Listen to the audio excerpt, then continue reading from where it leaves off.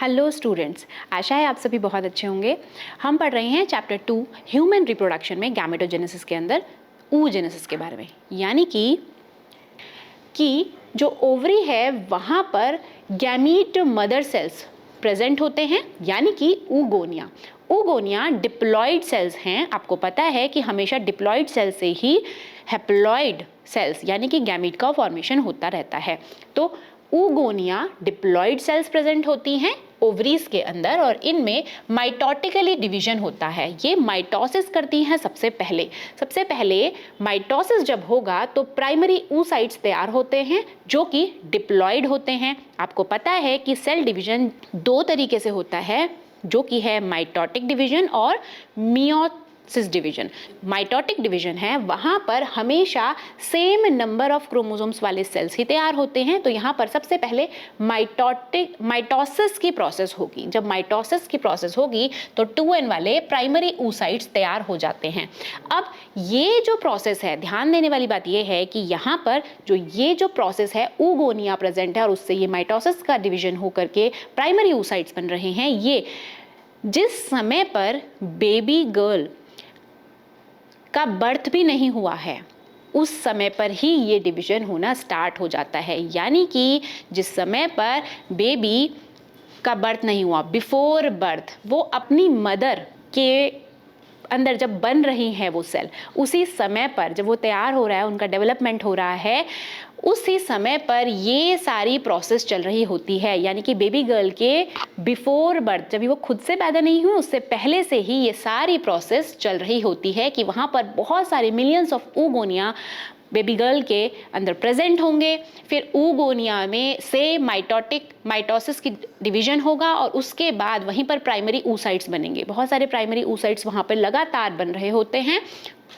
अब वहाँ पर ये जो माइटोसिस की प्रोसेस है उसके बाद ये हो जाने के बाद ही मियोसिस की प्रोसेस स्टार्ट होने लगती है। मियोसिस की प्रोसेस जैसे स्टार्ट होगी, आपको पता है मियोसिस की प्रोसेस में हमेशा हाफ नंबर ऑफ क्रोमोसोम्स वाले सेल्स तैयार हो रहे होते हैं। यानी कि ये गैमीट फॉर्मेशन करने वाला सेल डिवीजन है।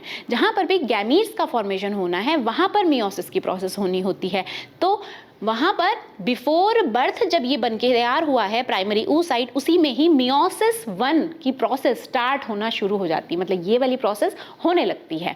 लेकिन ये वहीं पर रुक जाती है, अरेस्ट हो जाती है प्रोफेज 1 पर ही। आपको पता है मियोसिस की जो प्रोसेस है वो अलग अलग पार्ट्स में होती है, तो प्रोफेज में ही ये प्रोसेस आकर रुक जाती है।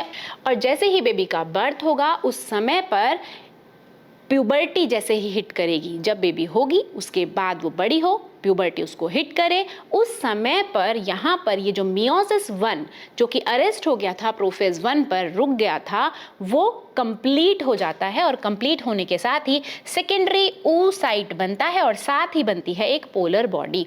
यानी कि ये एक अनइक्वल डिवीजन होता है। यहाँ पर अनइक्वल क्योंकि यहाँ पर क्रोमोसोम्स जो हैं ये 2n थे, 2n से यहाँ पर 23 मियोसिस पूरी होने के बाद यहाँ पर भी 23, यहाँ पर भी 23 क्रोमोसोम्स आ चुके हैं। पोलर बॉडी आगे जाकर डीजेनरेट हो जाती है, इसका कोई काम नहीं होता।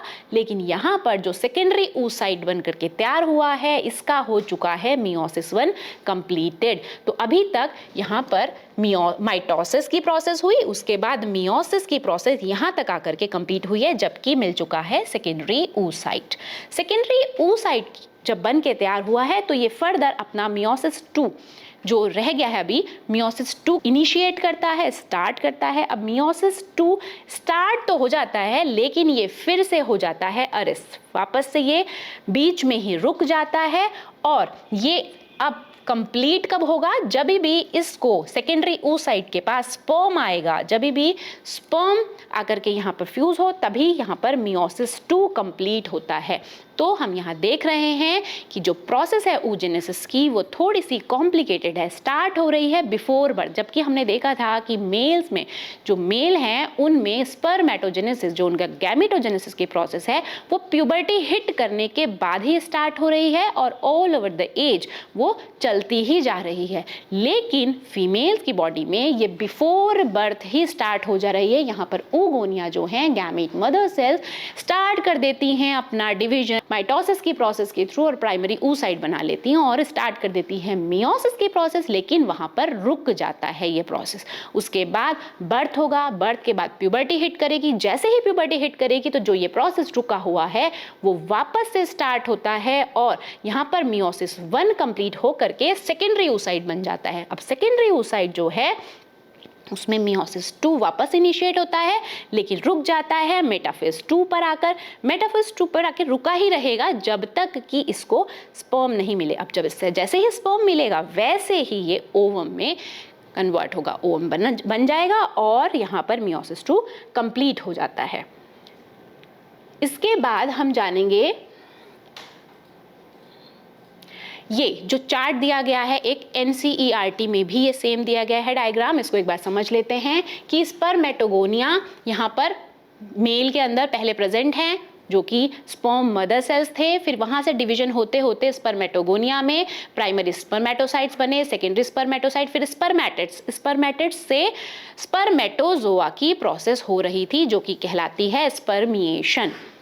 स्पर्मिएशन यानी कि मैच्योर, स्पर्म को मैच्योर होने की जो प्रोसेस है। उसके बाद ये वाला वो चार्ट है जो हमने अभी पढ़ा, उसमें क्या है कि oogonia है, यहाँ पर ये मदर सेल हैं जिनसे कि प्राइमरी oocyte बना, प्राइमरी oocyte से यहाँ पर ओवम बन रहा है मियोटिक डिवीजन के बाद। तो माइटोसिस की डिवीजन, फिर मियोटिक डिवीजन और उसके बाद बनता है ओवम। यहाँ पर स्पर्म जब आएगा तभी जाकर के रेडी होता है।